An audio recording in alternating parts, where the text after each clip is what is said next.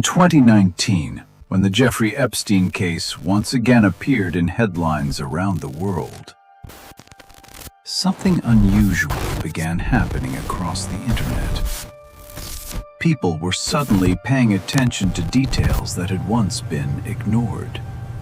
Investigators were examining old records.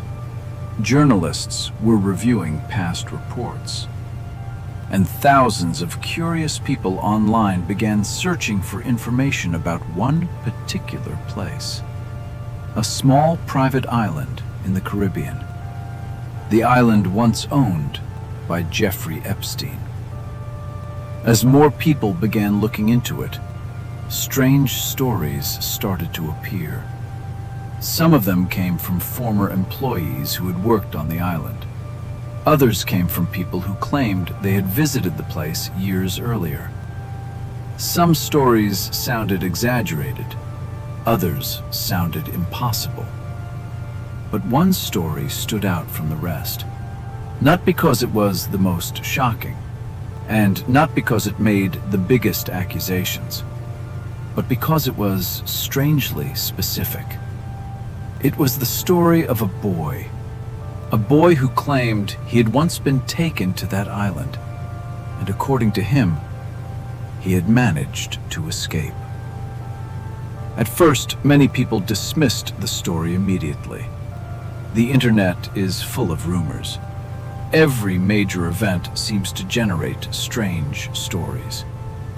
But when people started paying closer attention to the details the boy described, something unusual appeared. A detail, a very specific detail, something that had not been widely discussed at the time. A detail about a structure on the island, a structure that, years later, would also appear clearly in aerial photographs.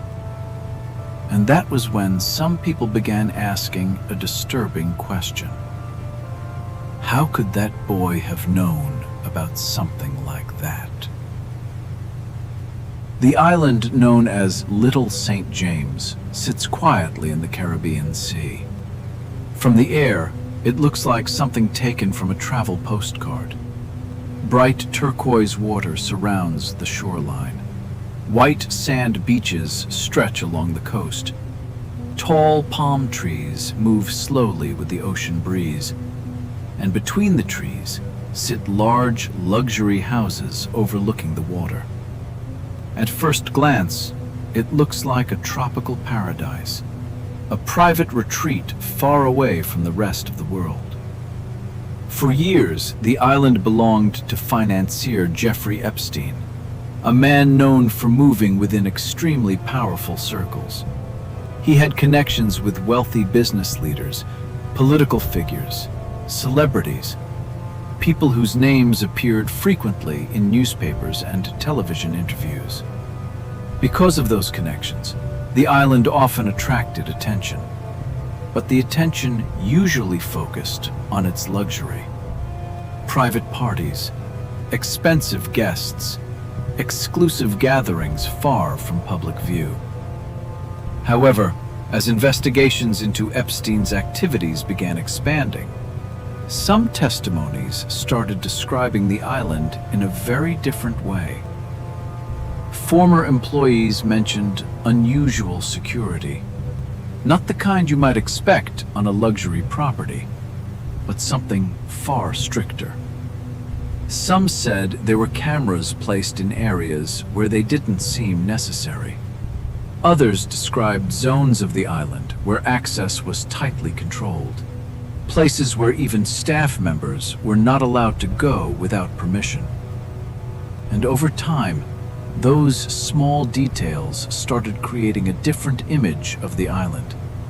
A place that looked peaceful from the outside, but that might have been hiding something else entirely. According to the story that began circulating in certain online communities, the boy said he arrived on the island by boat. He remembered the long ride across the water, the steady sound of the boat's engine, the smell of the ocean air, and how the island slowly appeared on the horizon. From far away, it looked beautiful. Palm trees lining the shore, bright blue water surrounding the coast, sunlight reflecting off the waves. From that distance, nothing about the island looked unusual. It looked exactly like the kind of private paradise wealthy people might visit for a vacation. But according to the boy, the feeling changed the moment the boat reached the shore. Something about the island felt strange, not dangerous, not chaotic, just wrong. The island was too quiet. There were people walking between buildings, a few staff members moving along the paths, but the atmosphere didn't feel like a resort. It felt controlled, almost as if everyone knew exactly where they were allowed to be and exactly where they were not. During the days he spent on the island, the boy began noticing small details.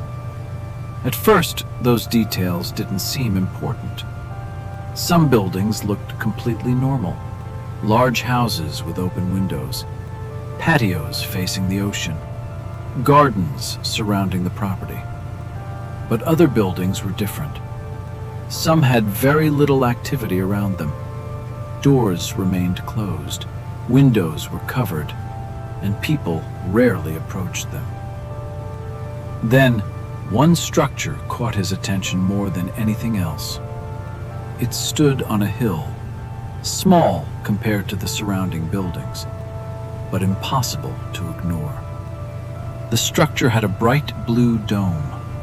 From a distance, it looked almost like a small church. The dome reflected sunlight during the day, and it stood out against the green vegetation around it.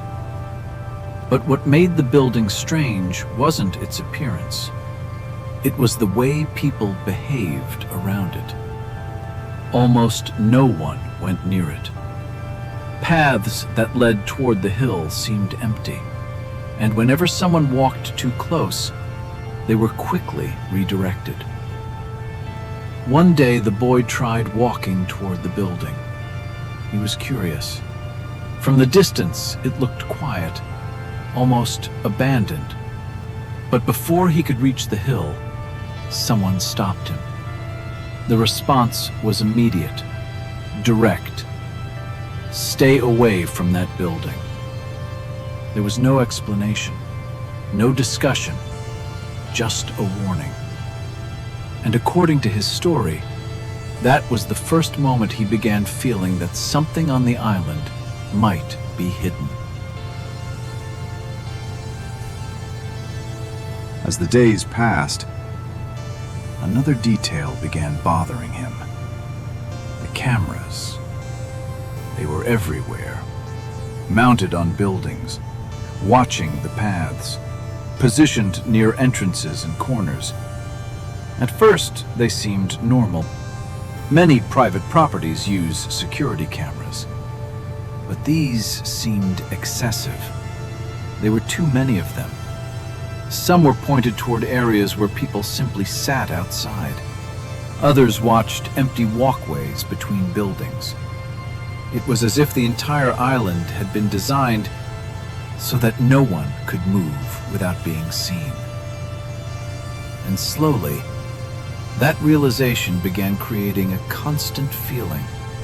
The feeling that someone, somewhere, was always watching.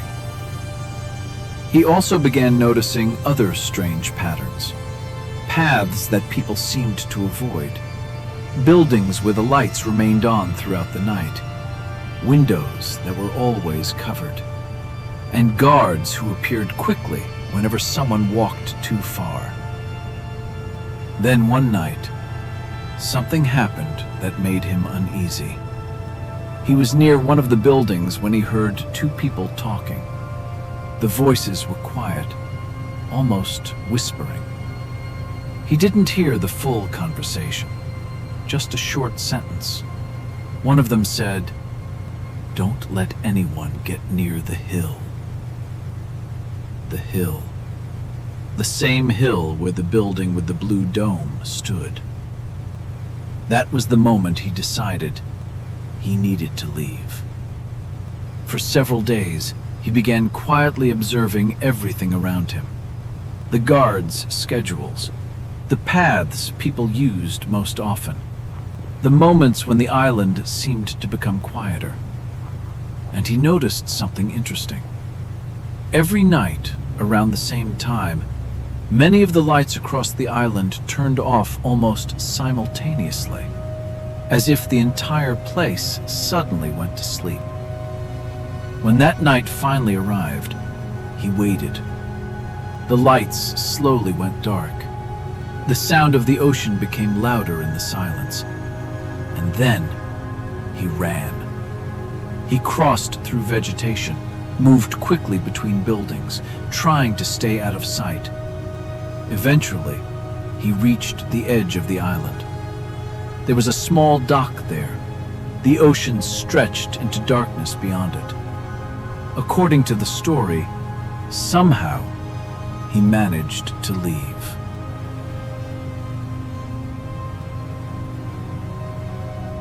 Later, when the boy described what he had seen, several details caught people's attention, but one detail stood out more than the others. The building with the blue dome. Years later, when aerial images of the island began circulating online, many people noticed something. Right in the center of the island, there was indeed a structure with a blue dome, exactly where the boy had described it. For years, people speculated about what the building might have been used for, but no clear explanation was ever widely confirmed. And that small detail kept the story alive, because it raised one final question. If the boy had never been there, how could he have known about the building? Over the years, many stories about the island have appeared. Some have been investigated, some confirmed. Others remain impossible to verify. But even today, Epstein's Island remains one of the most mysterious places connected to a modern investigation. And sometimes, the most unsettling stories are not the ones we know are true, but the ones that could be.